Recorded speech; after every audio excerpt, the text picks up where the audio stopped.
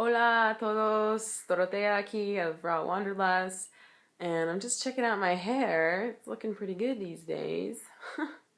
I've been cutting it frequently, trying to get the bleached ends out so that it's back to its natural color and looking healthier, which both things seem to be happening. Pretty pleased about that.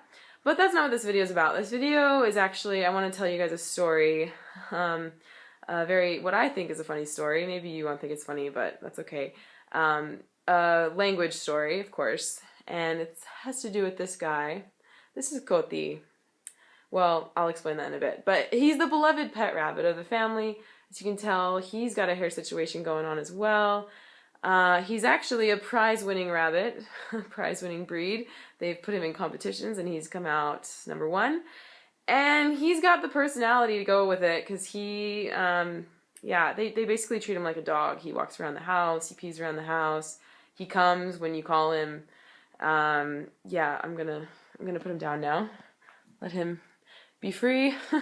If you've been following me at all, you know I'm living in Spain right now with a family, working as an au pair, where basically my only job is to speak in English with the kids, which is super easy for me because that's my native language. And I've also been learning Spanish and had a really good opportunity here to be immersed.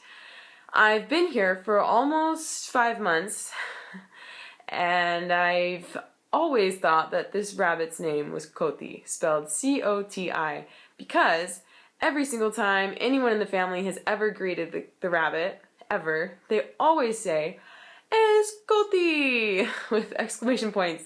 "Es Coti, es Coti, es Coti, ah!" And I've always thought that was a little weird because in Spanish there's 2 ways of saying the verb to be. There's ser and estar. And they both are used in completely different contexts. And this is one of the main troublesome things for people learning Spanish, is learning when to use the different forms of ser and estar, because one is used in permanent circumstances, the other one is used in impermanent circumstances, and sometimes it can be hard to differentiate. And in this context of greeting something that is in front of you, it would make a lot more sense to me, I've always thought, to use the form of estar. So the correct way for me would be like, Coti está, or está Coti. Order doesn't really matter that much there. So I never really understood, like, why are these native Spanish speakers using es, which is the ser version? Like, Coti exists. It just didn't really make a lot of sense to me, but I never questioned it, okay? I never said anything. I never asked, like, how are you spelling that or anything. I just went along with it, okay? And it wasn't until just the other day, okay, been here for almost going on 5 months, I was doing a dictation with Danny, and I didn't know what to make it about, and so I was just making some stuff up about Coti.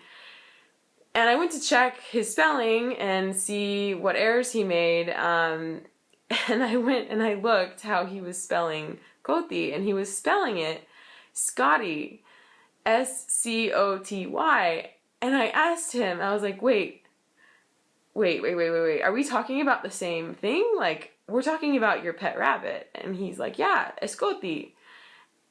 And I said, but you wrote Scotty. And then it clicked. I was like, oh my gosh. I can't believe it. I burst out laughing, really, because it was so funny to me.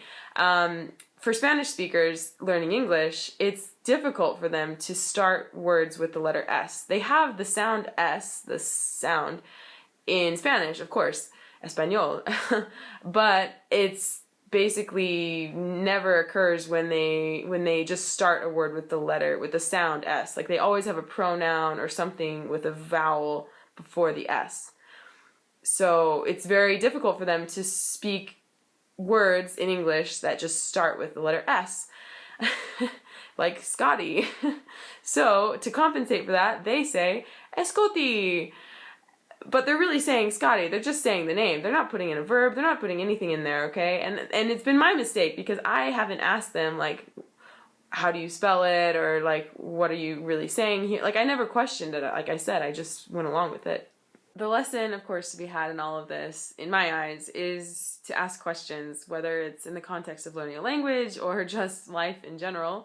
It's always better to ask questions and get clarity on the subject before just assuming anything. and just going with it, especially if it doesn't even make sense to you, you know? Like, if you have the question, ask it.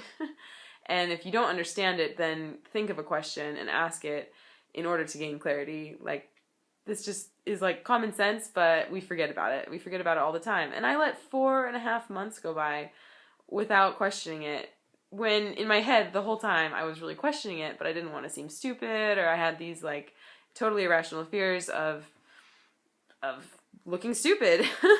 I guess that was it, you know, and what that means to me, you know, what I made that mean as far as like I'm worthless or whatever, you know, you can keep evolving with that thought of I'm gonna look stupid, and get to the root of the fear.